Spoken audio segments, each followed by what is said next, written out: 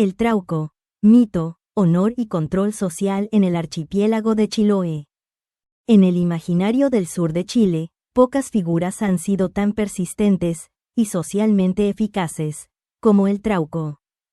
Descrito de manera recurrente como un ser de baja estatura, deforme, de mirada penetrante y con una fuerza irresistible, el Trauco habita los bosques húmedos del archipiélago de Chiloé desde tiempos inmemoriales. Sin embargo, más allá de su dimensión fantástica, su presencia en el relato oral chilote parece haber cumplido una función concreta dentro del entramado social de comunidades aisladas geográficamente y estructuradas por normas de honor particularmente estrictas.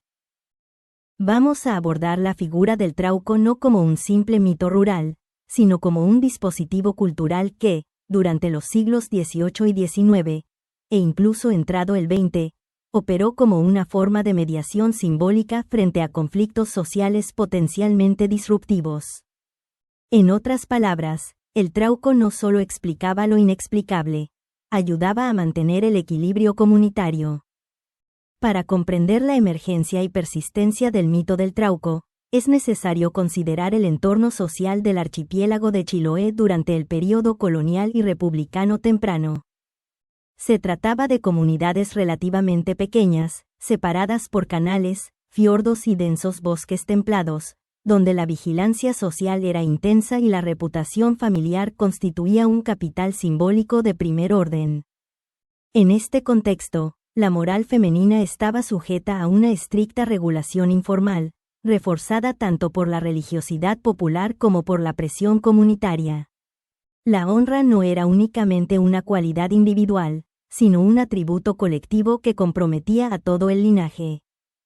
Un embarazo fuera del matrimonio podía desencadenar consecuencias graves que afectaban no solo a la persona involucrada, sino también a su familia inmediata y, en ocasiones, a su posición dentro de la comunidad. Ante estas tensiones, las comunidades necesitaban explicaciones que permitieran procesar situaciones conflictivas sin provocar quiebres irreparables. Es aquí donde la figura del Trauco comienza a adquirir relevancia operativa. En relatos recogidos durante el siglo XIX en las cercanías de Dalcahue, por ejemplo, se menciona el caso de una joven que regresó de una jornada de recolección en el bosque visiblemente alterada.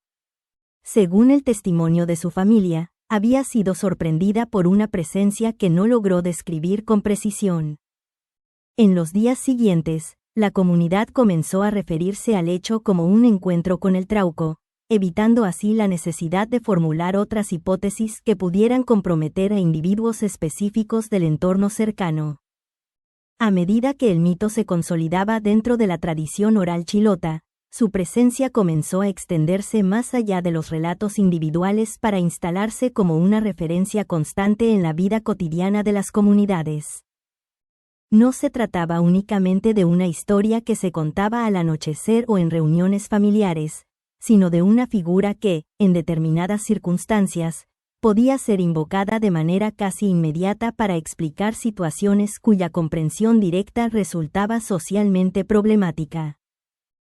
En sectores rurales cercanos a Achao, algunos testimonios recuerdan cómo, ante cambios inesperados en el comportamiento de una joven que había pasado largas jornadas recolectando leña en zonas apartadas, las conversaciones familiares comenzaban a girar en torno a la posibilidad de un encuentro con el Trauco.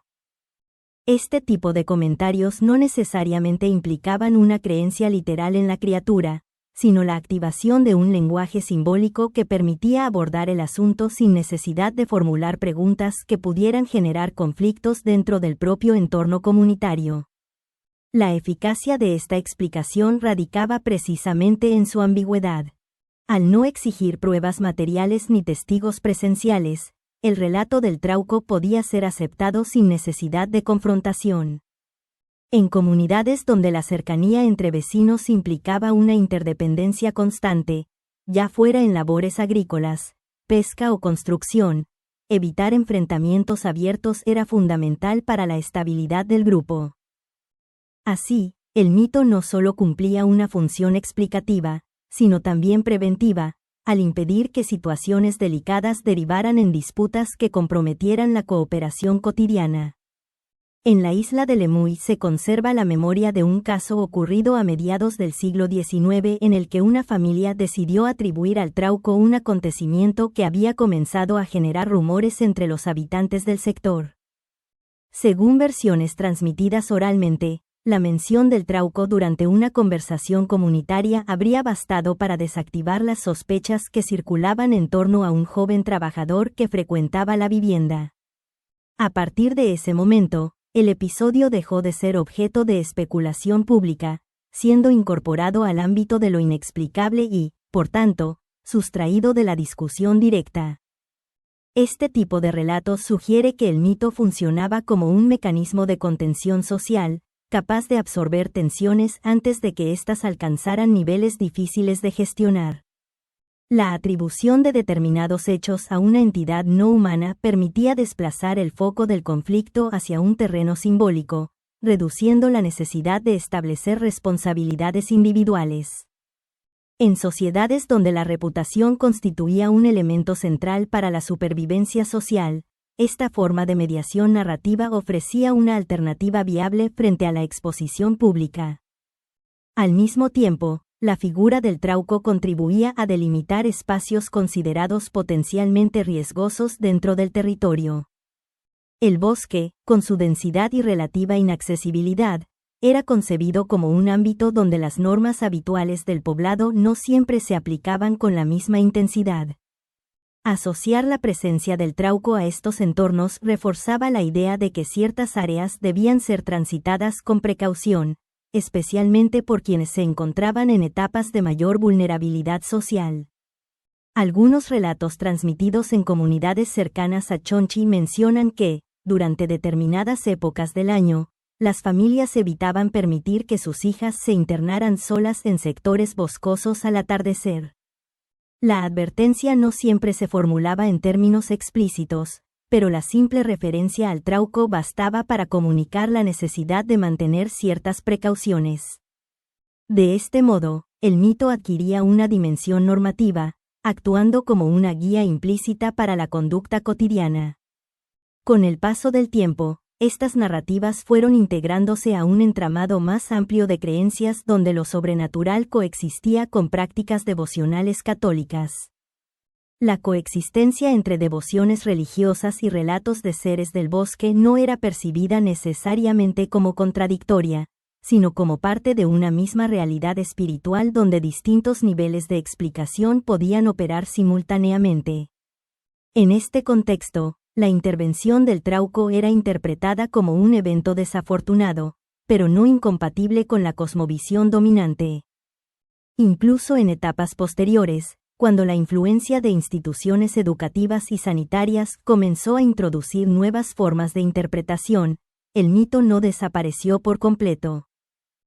En entrevistas realizadas a habitantes mayores de la zona de Kemchi durante la década de 1960, algunos informantes recordaban que, en su infancia, la mención del trauco seguía siendo utilizada para referirse a situaciones que, de otro modo, habrían requerido explicaciones más difíciles de sostener públicamente. La persistencia de estas narrativas sugiere que su función excedía el ámbito de la creencia individual.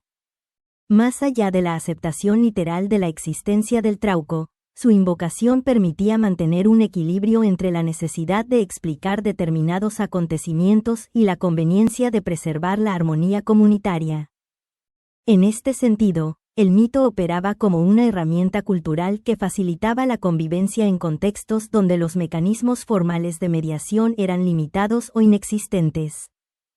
Al situar la figura del trauco dentro de este marco analítico, es posible comprender su permanencia no como una simple manifestación de superstición, sino como el resultado de una adaptación social frente a dilemas recurrentes.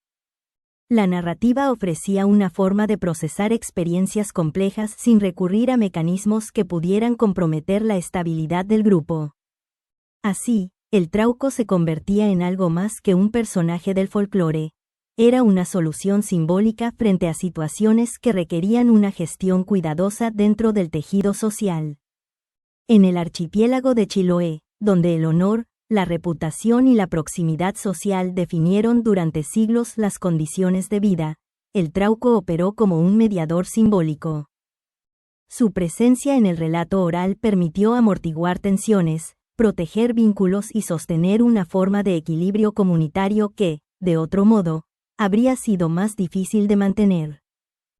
Lejos de desaparecer, su historia continúa circulando, no necesariamente como creencia literal, sino como testimonio de las soluciones culturales que las comunidades humanas han ideado para convivir con aquello que, en determinados contextos, resultaba socialmente problemático de nombrar.